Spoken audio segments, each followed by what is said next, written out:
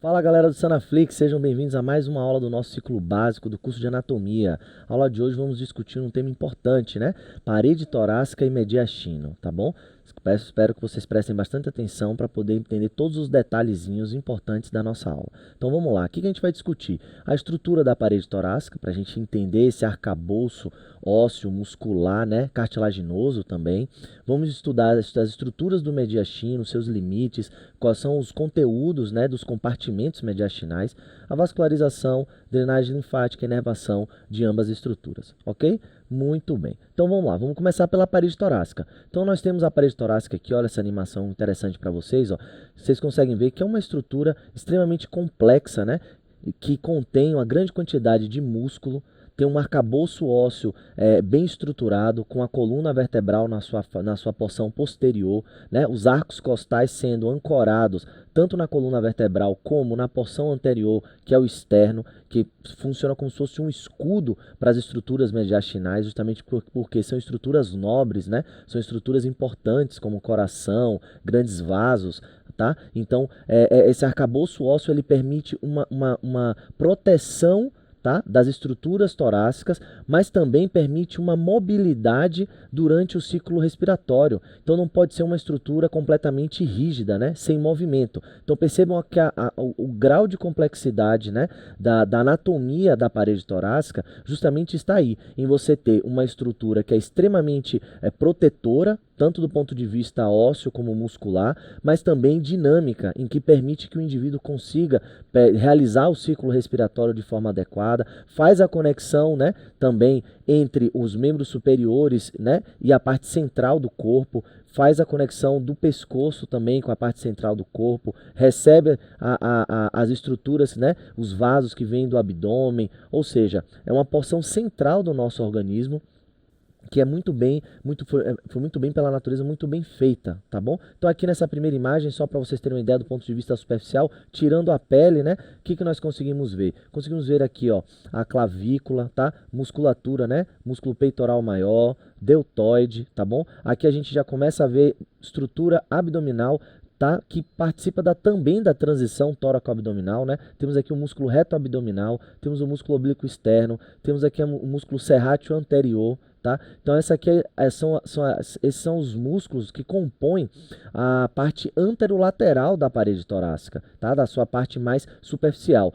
Mais superiormente, né, aqui já não mais fazendo parte do tórax, mas da região cervical, também numa transição, temos aqui o platisma, né? Conseguimos ver aqui também o músculo trapézio, tá? Que ele é um músculo posterior, é um músculo do dorso, e aí a gente compõe nessa nossa musculatura. Vamos detalhar isso um pouquinho. Então, de parte óssea, o que é que nós temos? Nós temos um esqueleto, né? Um esqueleto principal posterior, que é a coluna vertebral, tá? Que tem a porção cervical, torácica, lombar, e aí vai até a região sacral. Então, na parte torácica, o que importa para a gente é o esqueleto, né? A coluna vertebral torácica são 12 vértebras, e dessas 12 vértebras nós temos também a união com 12 arcos costais, que a gente consegue visualizar muito bem aqui. Então, eu estou apontando para a parte posterior do arcabouço ósseo, né? Que aqui não dá para ver, mas a parte posterior do arcabouço ósseo, ele é composto por essa estrutura, né? Que é a coluna vertebral. Na sequência posterolateral e anterior, nós temos o que? Os arcos costais, tá? Que fazem articulação com os corpos vertebrais posteriormente, como a gente consegue ver aqui, e anteriormente eles fazem, os arcos costais fazem articulação com o externo, que é essa estrutura óssea aqui, tá? Então essa articulação com o externo é uma articulação cartilaginosa. Percebam, né, que essa transição aqui ela é importante porque permite certa mobilidade a essa estrutura óssea. Senão ela seria uma estrutura óssea completamente enrijecida, né? Se fosse um osso único ou completamente vedado, sem articulações, você não ia conseguir desenvolver uma dinâmica ventilatória para o paciente inspirar e expirar. Tá bom? Então, normalmente os arcos costais, né, vão até 10, até o 10º se articulam com o externo, tá? Às vezes a 11ª vértebra também se articula, mas é frequente a 11ª e a 12ª vértebra serem o que chamadas vértebras flutuantes. Elas não fazem articulação com o externo através dessas cartilagens. Ok?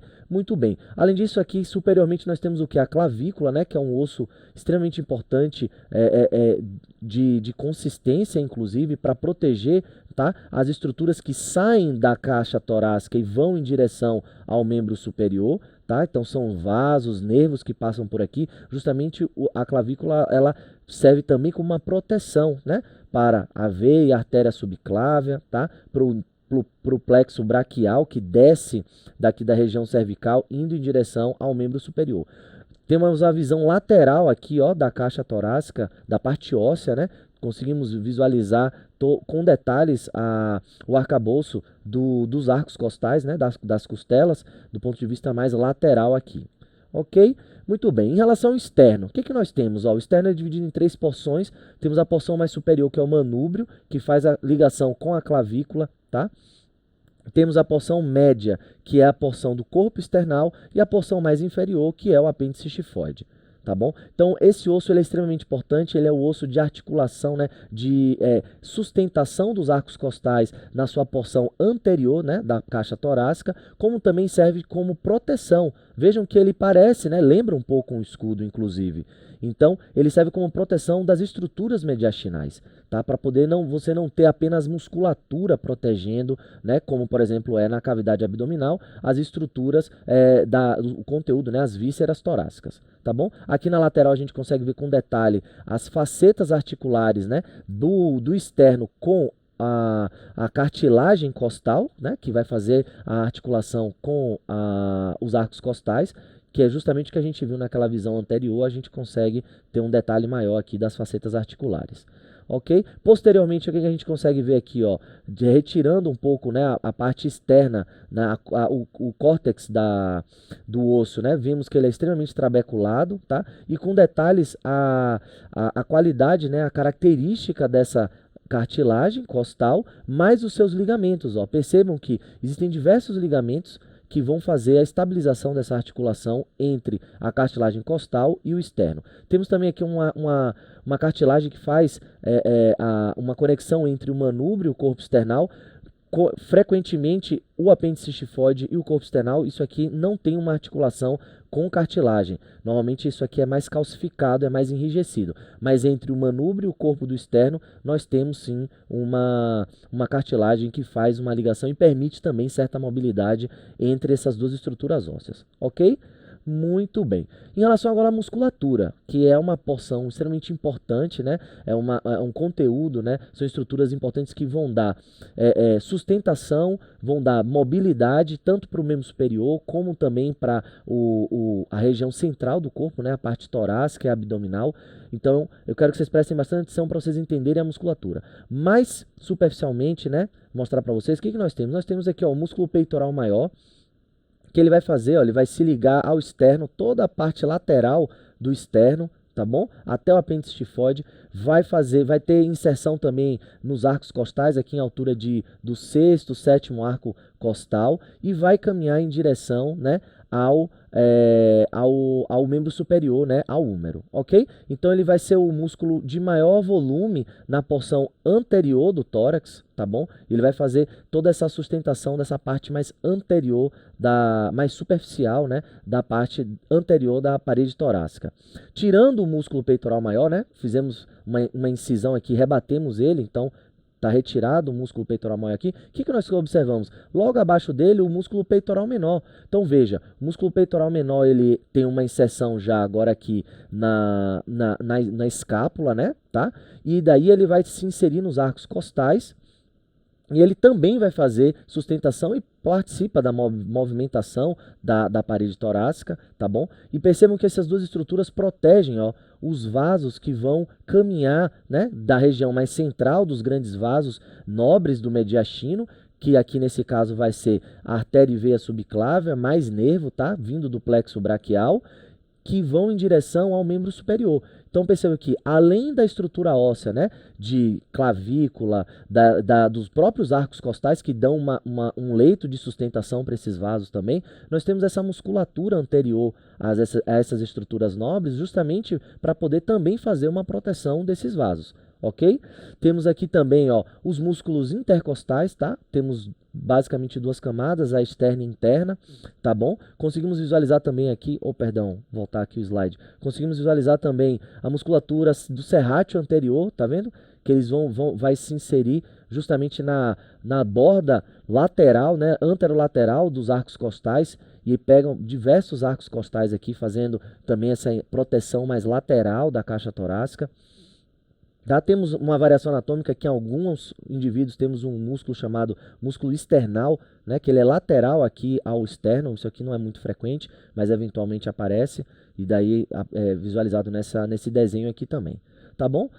Outra imagem aqui nós temos agora da parte posterior da parede torácica. Aqui que nós temos, ó, músculo trapézio, é um músculo importante, é um músculo que tem inserção na coluna vertebral, tá vendo? E daí ele vai caminhar em direção à parte superior da parede torácica, tá? Se inserindo também aqui junto com a clavícula, tá? Junto na escápula e também na região cervical. Vai fazer essa proteção mais posterior e superior da parede torácica. Temos a musculatura infraespinhal, né, que está se inserindo na escápula, o supraespinhal também. Tem musculatura aqui redondo maior, redondo menor, que são músculos inclusive que vão participar o quê? Da movimentação da articulação do ombro, tá bom? Também participam da proteção e da estrutura da parede torácica, mas tem grande função na movimentação da articulação do ombro. Temos aqui o latíssimo do dorso, que é um músculo extremamente importante e grande, né? Faz uma importante proteção e movimentação da parte mais infero-posterior da parede torácica, junto com o trapézio, são os dois maiores músculos da parede posterior, né, da caixa torácica. Tá bom? Aqui a gente consegue visualizar também, ó, o serrátil anterior, novamente, uma visão posterior do serrátil anterior. Músculo deltoide, tá? Aqui nós temos a musculatura já do membro superior, do braço especificamente, né? Tríceps e bíceps aqui, tá bom? Muito bem. Anteriormente aqui a gente consegue visualizar, ó, peitoral maior, tá bom? Retirado o peitoral maior, ficamos com a fáscia do músculo, né? E logo abaixo temos a musculatura do peitoral menor, tá bom?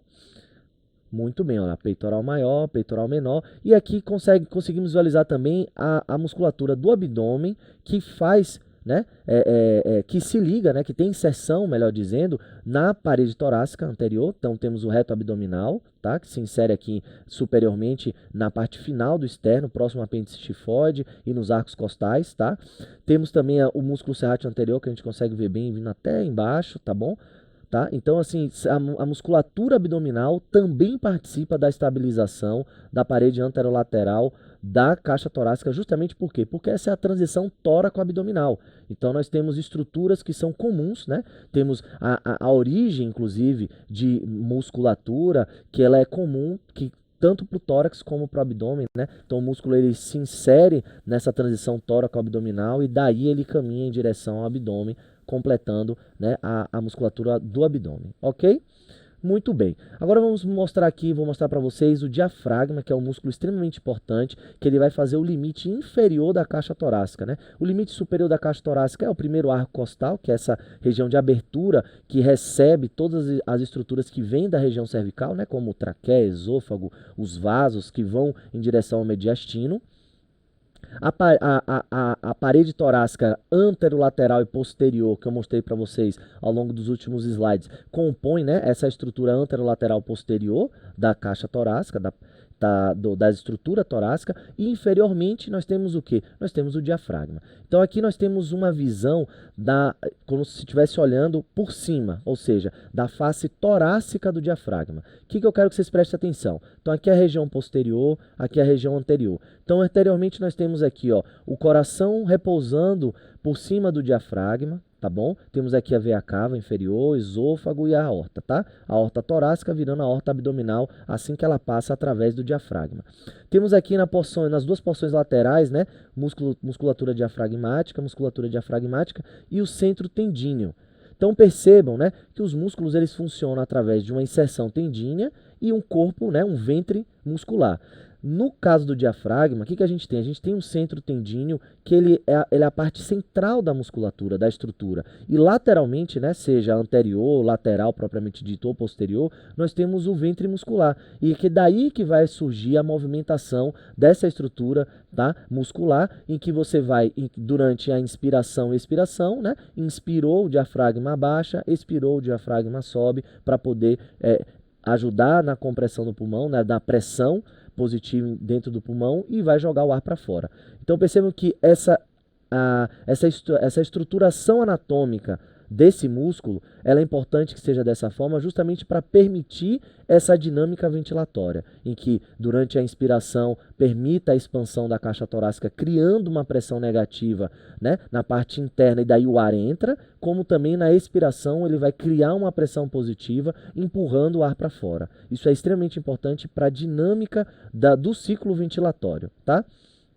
E já na face abdominal, então nós estamos olhando o diafragma agora por baixo, tá? Nós estamos como se estivéssemos dentro do abdômen, olhando o diafragma, nós conseguimos observar com maior detalhe esse centro tendíneo, tá bom? Percebam que é realmente a porção central do diafragma, ela é a porção que contém o tendão, seria isso, né? Da sua porção de uma das inserções.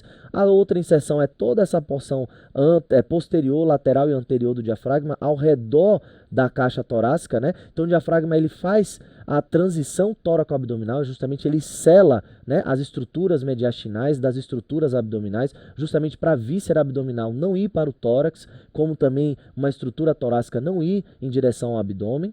Tá? Nessa figura aqui a gente consegue visualizar também, ó, o ósseo, né, de passagem da veia cava inferior. Conseguimos visualizar também aqui a passagem, né, o ósseo de passagem do esôfago, tá bom? E mais posteriormente, já junto ao corpo vertebral, né, da coluna, nós observamos a passagem também da aorta, tá? Que vai virar de aorta torácica virando a aorta abdominal. O primeiro ramo aqui que nós conseguimos visualizar da aorta abdominal é justamente o quê? A artéria frênica, que é o vaso que vai fazer a nutrição de toda a estrutura do diafragma, tanto a parte muscular quanto tendínea, tá bom? E outra estrutura extremamente importante que a gente consegue visualizar nessa imagem é o quê? É o nervo frênico, tá bom? O nervo frênico ele vai se originar lá em cima no pescoço, né? Entre C3 e C5, e ele vai descer ao redor no mediastino, né? Ao redor do pericárdio, e vai fazer a inervação também do diafragma, tanto motora quanto sensitiva. Esse nervo é extremamente importante, ele que vai permitir, né, é um nervo que vai participar da dinâmica ventilatória, fazendo a contração do diafragma, tá bom? Até do ponto de vista involuntário, tá? Porque ele tem inervação autônoma do sistema simpático, ok? Temos aqui também os pilares, tá?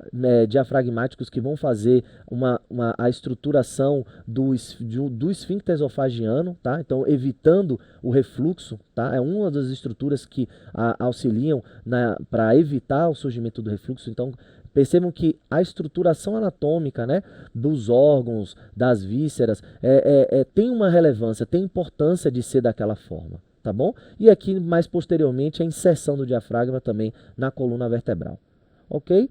Muito bem. Então, dito tudo isso, nós vamos visualizar agora aqui a parte mais de vascularização. Então, vimos a parte óssea, muscular, discutimos os limites, o diafragma também. Só reforçando o diafragma para vocês, ó, veja como ele faz uma cúpula, né? Em que na parte mais central aqui está retirado, mas seria o centro tendíneo, e a sua porção mais lateral, né? Tanto posterior quanto anterior, é onde a gente tem a musculatura propriamente dita que vai fazer a dinâmica ventilatória. Aqui nessa imagem a gente consegue visualizar a artéria e veia torácica interna, que também é conhecida como veia e artéria mamária interna, é o mesmo vaso, tá bom? Que no caso vão se originar, né, a artéria da subclávia, tá bom?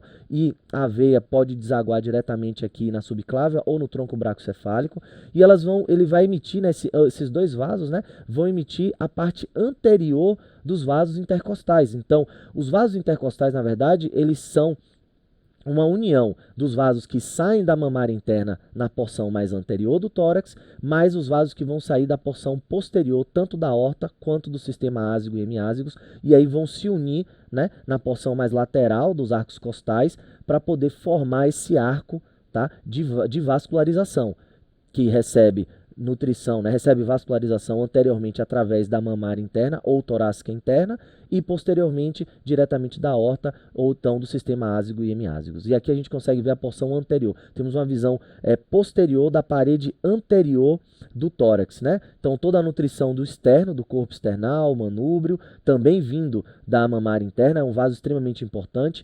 Tá? E ele vai emitir esses ramos para justamente fazer a nutrição da parede torácica. Tá? E esses vasos, junto com o nervo, ele vai correr o quê? Na porção inferior do arco costal, ou seja, do osso.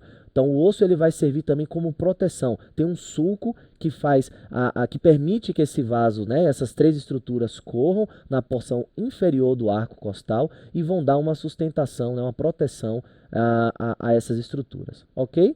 A gente vai ver numa imagem mais para frente com mais detalhes. Então o que eu estava falando para vocês é justamente isso, ó. Percebam que nós temos anteriormente a saída dos vasos, né, intercostais através da mamária interna ou torácica interna e posteriormente, né, vai sair diretamente, ó, dos vasos, tá? Tanto da aorta como do sistema ásico e hemiásicos, e daí vai unir, né, vai ter uma rede de união na porção mais lateral da parede torácica. Na verdade é um contínuo, é a mesma estrutura que tem nutrição tanto de um lado, tanto anterior quanto posterior. Justamente por quê? Porque o caminho que esse vaso percorre é muito grande. Ele vai fazer o arco completo, né, da circunferência, da hemicircunferência, no caso, da parede torácica.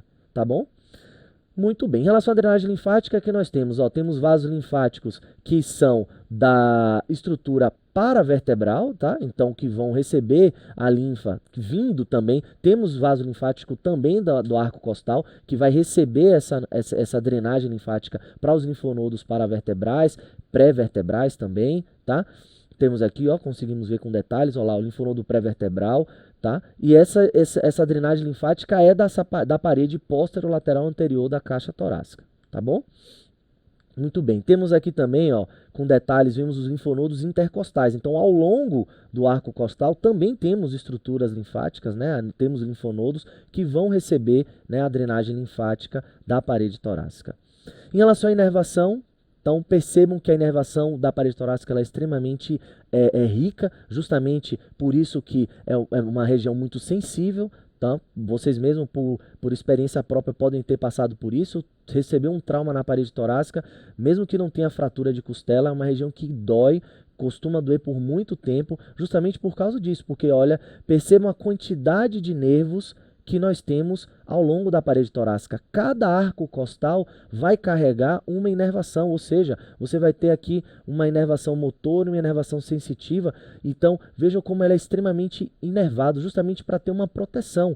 Se tiver acontecer alguma coisa, alguma lesão, algum trauma na caixa torácica, o indivíduo conseguir perceber, para ele conseguir se defender. Então, a ideia também dessa grande inervação da parede torácica é isso. E, obviamente, essa inervação é rica também para poder dar uma dinâmica de contração da musculatura para fazer a ventilação, que isso participa da ventilação. Então, os nervos vão sair diretamente aqui, né, da coluna, tá, da medula, e daí eles vão caminhar no sentido posterolateral e anterior, fazendo também, emitindo também ramos, né, que saem dos arcos intercostais e vão fazer a inervação da musculatura da parede torácica, tá? Da musculatura nos arcos costais mais inferiores, da musculatura abdominal, da sua porção mais superior, e no dorso também da musculatura da parede torácica, né, paravertebral, da musculatura do dorso. Ok?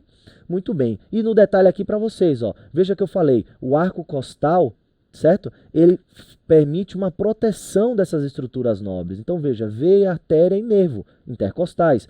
Então, eles estão bem posterior, ou seja, você tem a musculatura intercostal, que vai permitir a mobilidade da caixa torácica, e nós temos aqui uma estrutura óssea, né, a parte inferior, esse sulco, que protege esse feixe vasculo-nervoso intercostal. Por isso que ele corre na borda inferior da costela. Justamente é importante conhecer essa anatomia, caso você for realizar uma toracocentese, por exemplo, ou uma drenagem de tórax, você deve evitar, ou seja, você não deve realizar incisão na borda, né, inferior do arco costal. Você tem que fazer a incisão na borda superior do arco costal, justamente para não pegar o feixe vasculo-nervoso, ok?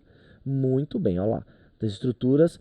E aqui mostrando o nervo intercostal. No detalhe para vocês, ó, então o nervo ele sai tanto motor quanto sensitivo da medula Veja que daí ele vai caminhar ao redor do arco costal, emite ramos que vão para a pele, para fazer a parte de sensibilidade, para a musculatura, para fazer toda a dinâmica, a coordenação da dinâmica da musculatura, e vai até a região anterior, também participando da inervação da musculatura abdominal, ok?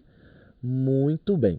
Vamos falar agora sobre a pleura, para a gente finalizar a aula. Então a pleura ela é dividida em duas partes, né? Você tem a pleura, nós temos a pleura visceral, tá? E a pleura parietal. A pleura visceral é aquela pleura que recobre todo o pulmão, e a pleura visceral, a pleura parietal é aquela pleura que está em contato com a face interna da parede torácica e a porção lateral do mediastino, ok?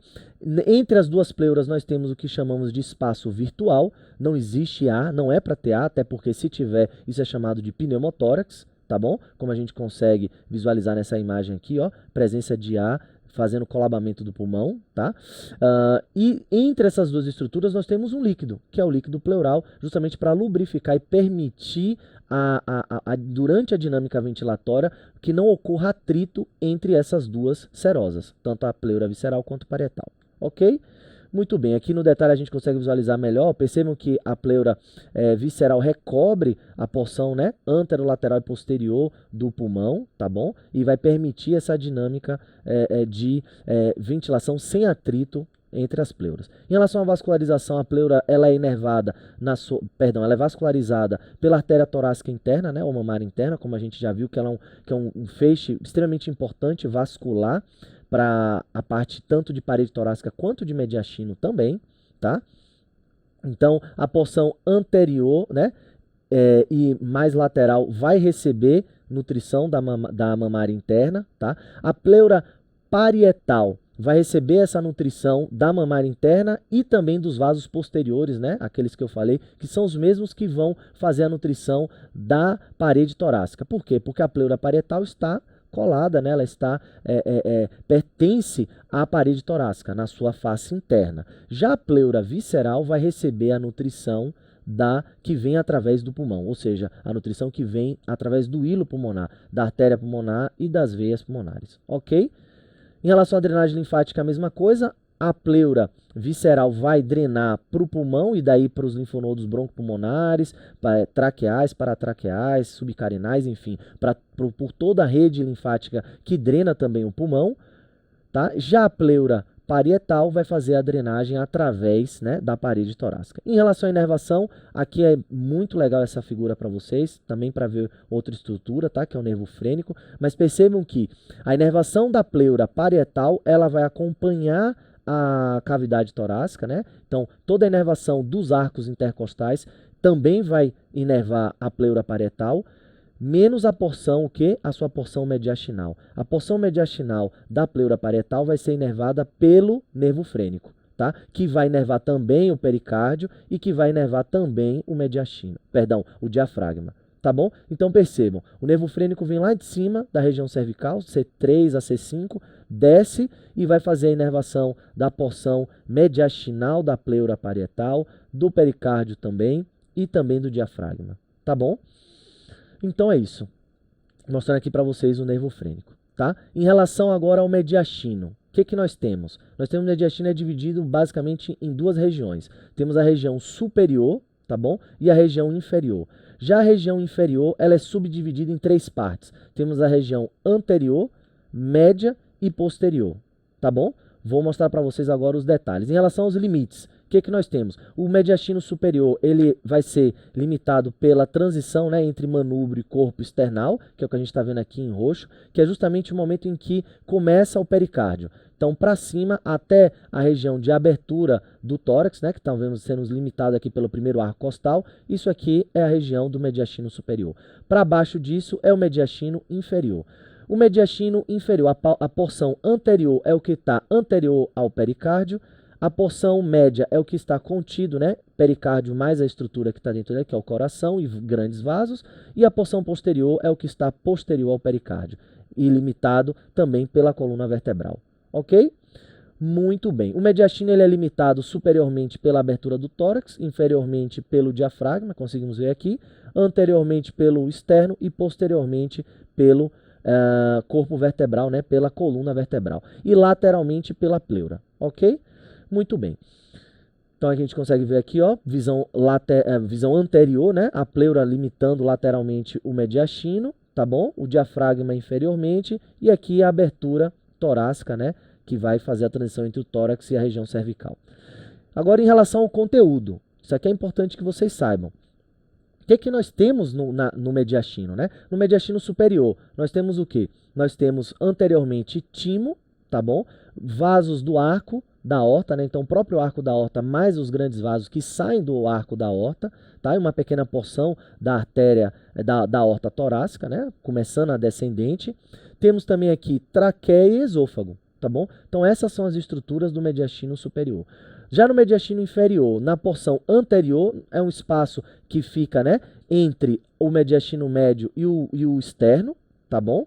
Na região de mediastino médio, nós temos o coração e os grandes vasos da base que saem deles, né, que vai para pulmão, tá bom? Ou o próprio começo da aorta, né, a aorta ascendente está nessa região. E no mediastino posterior, né, inferior posterior, nós temos o restante do esôfago, tá bom?